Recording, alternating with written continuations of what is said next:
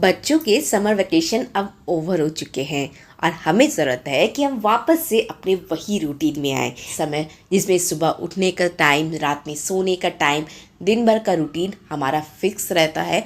हमें पता रहता है कि हम अपनी चीज़ों को किस तरीके से मैनेज कर सकते हैं और ये बिल्कुल सही भी है। फर्स्ट डे आरव को स्कूल भेजने में हाँ मुझे थोड़ी सी दिक्कत ज़रूर आई क्योंकि बिल्कुल आदत छूट चुकी थी, लेकिन मैंने बहुत ही जल्दी अपने पुराने रूटीन को अडॉप्ट कर लिया। तो आज की इस वीडियो में मैं आपके साथ ऐसे बहुत सारे hacks, tips and ideas share करने वाली हूँ जो मैं अपने डेली रूटीन में अब फॉलो भी करती हूँ और ये बिल्कुल प्रैक्टिकल भी है।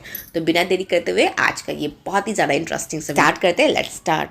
तो समर वेकेशन था तो घर पे आए थे कुछ गेस्ट, और जब घर पे गेस्ट आते हैं तब भी हमें पता चलता है कि हमारे घर पे क्या क्या चीज़ों की ज़रूरत है, क्या और चीज़ घर पे रहे तो और अच्छी तरीके से हमारी लाइफ हो सकती है, कहाँ पे हमारे घर पे ड्रॉबैक्स है।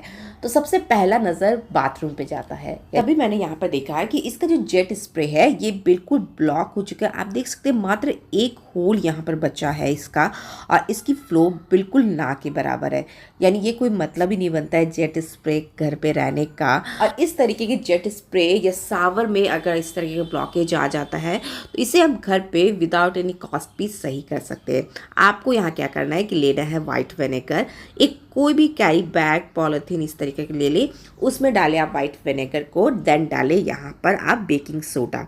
यस, बेकिंग सोडा और वाइट विनेगर ही आपका काम कर जाएगा किसी भी तरह के टैप के ब्लॉकेज हटाने के लिए। इसे आप इस तरीके से लगा के, मतलब इसका जो टैप है वो पूरा विनेगर में डिप होना चाहिए, और इसे 10 मिनट एज इट इज़ छोड़ दें। तब तक मैं यहाँ पर दूसरे काम अपने निपटा लूँगी। 10 मिनट के बाद जब मैं आई, इसे हटाएंगे, यहाँ पर एक टूथपिक लेंगे और इसके होल को बस बहुत ही ईजिली हम खोल देंगे, इंसर्ट करेंगे तो सारे ब्लॉकेज निकल जाएंगे। ये ऐसा तब होता है जब आपके घर पे बहुत ही ज़्यादा हार्ड वाटर आता है। मेरे यहाँ तो हार्ड वाटर की प्रॉब्लम है, और अब हम इसे चेक करेंगे तो ये देखिए इसका वापस से बिल्कुल न्यू वाली फ्लो बिल्कुल आ चुकी है। जिस तरीके से जेट स्प्रे का शुरुआत में जब ये नया रहता है तो फ्लो रहता है, और यह बिफोर एंड आफ्टर लुक देख सकते हैं। आपको खुद डिफरेंस पता चल जाएगा कि विदाउट एनी कॉस्ट भी आप अपने घर की चीज़ों को बहुत ही ईजी कर सकते हैं। शावर में ये चीज़ अप्लाई कर सकते हैं, अपने टैप में अप्लाई कर सकते हैं, अपने वॉश मशीन में अप्लाई कर सकते हैं। तो आरव की स्कूल जाने के बाद मेरा सबसे पहला काम रहता है अपने बेड को सही करना, अपने बेडरूम को क्लीन करना। साथ ही आज मुझे कुछ समय भी मिला था, तो यहाँ सोचा है क्यों ना अपने बाथरूम की आज क्लीनिंग किया जाए। तो अगर मैं बाथरूम क्लीनिंग की बात किया जाऊँ तो कुछ टूल्स आपके पास रहे तो ये चीज़ आपके लिए काफ़ी ज़्यादा आसान हो जाता है। जैसे इस तरीके का हैंड स्क्रबर, मैंने सारी चीज़ों को, बकेट को बाहर अपने बालकनी एरिया में ले आया है ताकि इसे क्लीन करना मेरे लिए आसान रहे। और ज़रूरी नहीं है कि ये सारी क्लीनिंग हम कोई त्यौहार आए या कोई दिवाली आए तभी करें।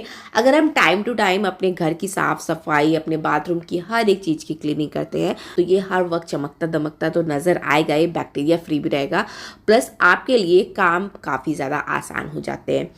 और बाथरूम के बकेट वगैरह को क्लीन करने के लिए आप यहाँ पर इस तरीके के रेड हार्पिक का यूज़ कर सकते हैं। बस इसे लगा के आप कोई टूल्स के हेल्प से सारी तरफ अच्छी तरीके से इसे स्प्रेड कर ले।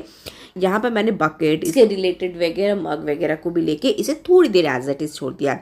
जब तक ये काम करेगा, यानी जब तक अपना हार्पिक काम करेगा, तब आ जाते हैं हम अपने बाथरूम की तरफ।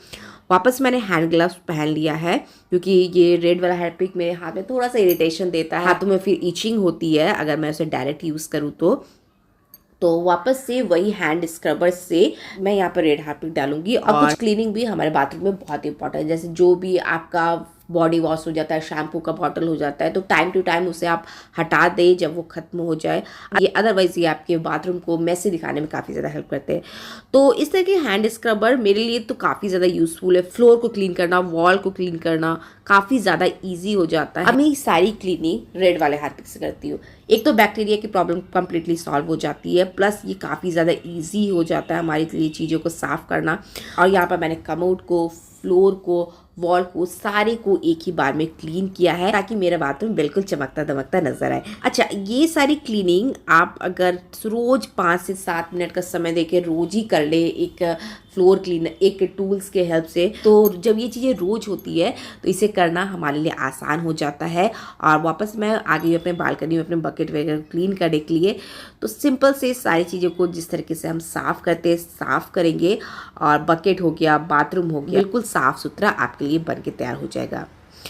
तो जैसा कि आज मुझे अच्छा खासा टाइम मिला था, आरव का जब डे स्कूल हो चुका है, तो मैंने अपने वार्डरोब को भी देखा। तो वार्डरोब में अगर आपकी चीज़ें हल्का सा भी मिसमैनेजमेंट होता है, हल्का सभी चीज़ें इधर से उधर आ जाती है, तो वहीं पर अगर चीज़ों को सही कर ले तो ये आपको लॉन्ग टाइम इफेक्ट देने में काफ़ी ज़्यादा हेल्पफुल रहता है। अगर थोड़ी सी मिसमैनेजमेंट को आप वहीं पर 5 से 7 मिनट का समय देकर सही कर लेते हैं तो आपका पूरा वार्डरोब कभी भी नहीं बिगड़ेगा और ये आपको लंबे समय तक एज इट इज़ ऑर्गेनाइज नज़र आएगा। तो कुछ चीज़ें बिगड़ गई थी तो मैंने सोचा कि क्यों ना आज ये थोड़ा सा समय देके इसे सही कर लिया जाए। जो चीज़ अब यूज़ में नहीं आती है उसे डीक्लटर किया जाए, उसे हटाया जाए, और जो चीज़ यूज़फुल है, जो कपड़े हम रोजाना पहनते हैं, उसे बस सही कर लिया जाए। अच्छा, घर को क्लीन करने में सबसे इम्पॉर्टेंट बात होती है क्लटर फ्री घर रहना। यानी घर में किसी भी तरह का ऐसा कचरा नहीं रहे, ऐसा डब्बा नहीं रहे जो आप यूज़ नहीं करते हैं टाइप। और जब भी आप किसी भी जगह को ऑर्गेनाइज करें तो वहाँ की क्लीनिंग बिल्कुल करना ना भूलें। जैसे ही आज मैं शू रैक को साफ़ कर रही हूँ तो शू रैक को साफ़ करने से पहले वहाँ की क्लीनिंग करूँगी, जो भी एक्स्ट्रा डब्बे थे उसे हटाऊँगी। तो ये चीज़ आपको एक फ्रेश लुक भी देगा और आपकी चीज़ें आपके लिए आसान हो जाएगी।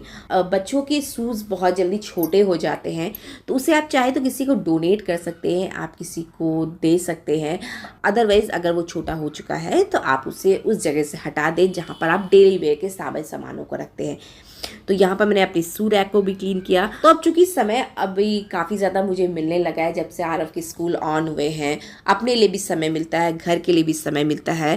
तो अगर हम सारी चीज़ों को रूटीन में कर ले, जैसे मंडे का दिन डिसाइड कर ले कि वहाँ सुबह किस तरह की सफाई करनी है, ट्यूसडे को किस पोर्शन को क्लीन करना है, और कुछ ऐसे पोर्शन भी घर पे होते हैं जहाँ की रोज़ सफाई पॉसिबल नहीं हो पाती है। जैसे आपके बेड के पीछे का एरिया हो जाता है, आपकी अलमारी, आपके वार्डरोब की साइड का एरिया हो जाता है, तो वहाँ पर इस तरह की झाड़ू लगा दे तो ये तुरंत ही क्लीन हो जाएगा।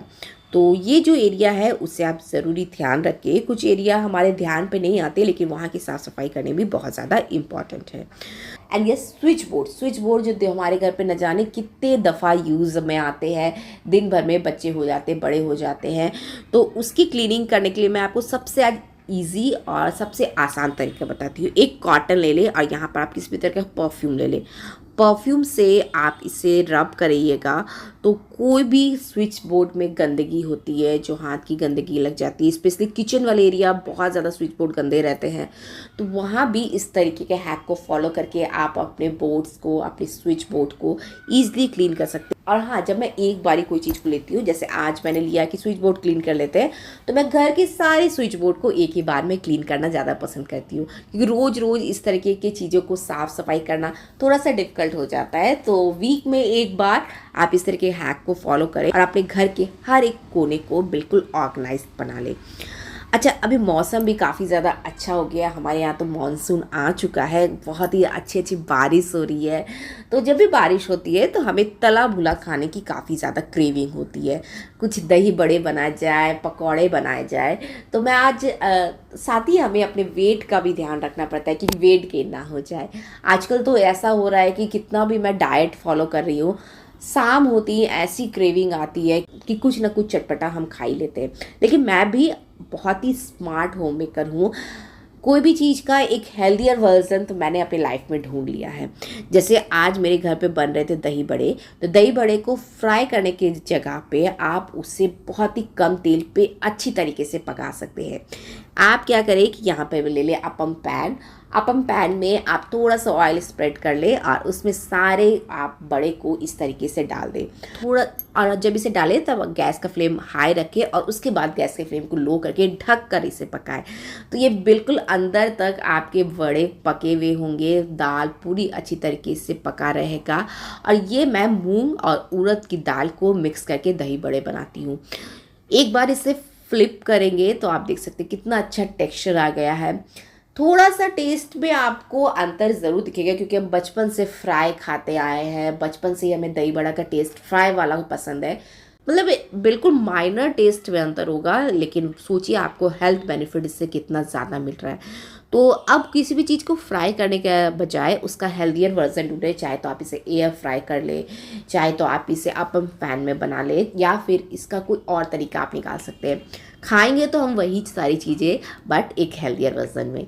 So that's all for today. मैं प्रिया आप लोग से फिर से मिलूँगी, बहुत सारे ऐसे हैक्स जो आपके प्रैक्टिकल लाइफ में यूज़फुल होते हैं। तो चलिए फिर से मिलते हैं न्यू वीडियोज़ के साथ, तब तक के लिए बाय बाय।